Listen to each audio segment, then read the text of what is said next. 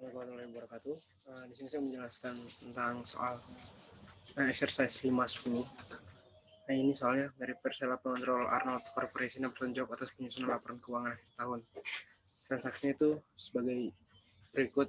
Yang pertama, bonus karyawan berdasarkan laba bersih tahun 2019 $150.000. Hasil 1 Desember 2019 meminjam $900.000 dengan bunga 8% per tahun. Bunga dibayarkan setiap 7 bulan. 3 penjualan kredit untuk tahun sebesar $10 juta. Biaya penyisian piutang diperkirakan sebesar 2%. Pada tanggal 15 Desember 2019, perusahaan mengumumkan dividen $2 per saham pada 40.000 saham yang bisa beredar, dan akan dibayarkan pada tanggal 5 Januari 2020. Selama tahun tersebut, uang muka pelanggan sebesar $160.000 diterima. 50.000 dari jumlah ini diperoleh pada tanggal 31 Desember 2019. Instruksinya itu tunjukkan jumlah dolar yang akan dilaporkan sebagai saat ini. Jika kewajiban tidak dilaporkan, jelaskan alasannya. Yang pertama kewajiban lancar sebesar $150.000 itu harus dicatat.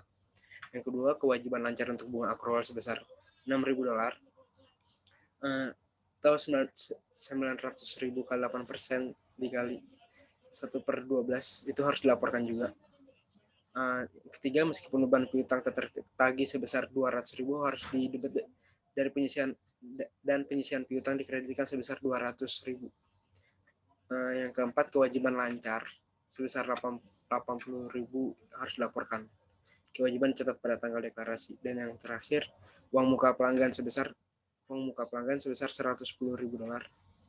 akan dilaporkan sebagai kewajiban lancar. Selanjutnya ada exercise E518, laporan perbandingan posisi keuangan di awal dan di akhir tahun 2019 sebagai berikut ini. Informasi tambahannya, laba bersih sebesar $34.000 dilaporkan dan dividen sebesar $23.000 telah dibayarkan di 2019. Ada peralatan baru dibeli dan tidak dijual. Instruksinya, buatlah arus kas. Laporan arus kas tahun 2019, hitung rasio lancar 1 Januari 2019 dan 31 Desember 2019, dan hitung arus kas bebas untuk tahun 2019.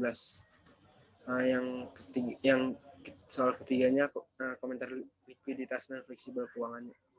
Jadi ini yang pertama, Menkom Corporation Statement of Cash Flow-nya 31 Desember 2019. Cash flow from operating activities, net income-nya $34.000. Adjustment to reconcile net income, ada net cash provided by operating activity, terlihat dari depreciation, increase in account payable, increase in account receivable, net cash provided by operating activities. Jadi hasilnya itu $27.000. Cash flow from investing activities, purchase equipment, $15.000. Cash flow from financing activities-nya, insurance officer-nya $20.000, payment of dividends-nya $23.000. Net cash-nya ada $3.000. Net increase in cash-nya $9.000. Cash at beginning of the year-nya $13.000. Jadi cash at end of the year-nya itu $22.000. Nah, ini current ratio-nya dari 2020 dan 2019.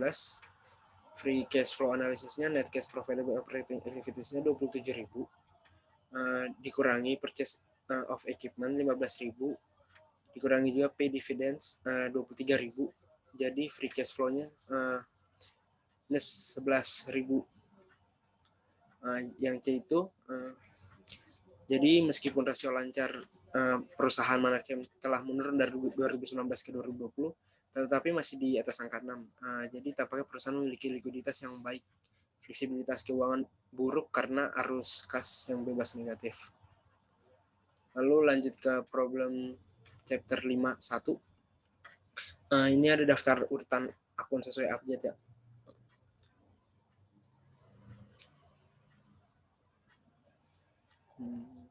Lalu instruksinya, siapkan laporan posisi keuangan diklasifikasi dalam bentuk yang baik. Jadi tidak ada jumlah uang yang ditampilkan. Seperti ini. Jadi dimulai nama perusahaan, statement of financial position 21 Desember.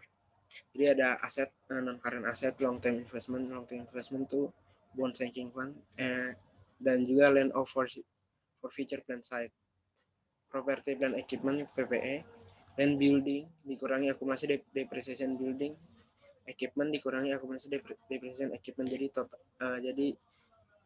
menghasilkan total PPE-nya. Intangible assetnya ada copyright, patent, menghasilkan total intangible asset. Ini current assetnya inventory, account receivable dikurangi allowance for doubtful account, interest receivable, advance to employees, prepaid rent, trading securities, cash on hand, cash in bank, menghasilkan total current asset. Lalu total current menghasilkan total asset. Lalu ini ada equity and liabilities-nya juga. Equity-nya share capital, preference shares, ordinary share, saham premium, retained earning, kurangi treasury share, hasilkan total shareholders equity. Lalu minority interest. Ada non-current liabilities-nya, bonds payable, provision for pension benefit. Lalu hasilnya total non-current liabilities. Current liabilities-nya notes payable, payroll tax payable, accrued wages, dividends payable, unearned subscription revenue. Jadi menghasilkan total current liabilities. Lalu total liabilities menghasilkan total equity dan liabilities. Saya kira itu saja. Mungkin cukup dari saya. Sekian dan terima kasih.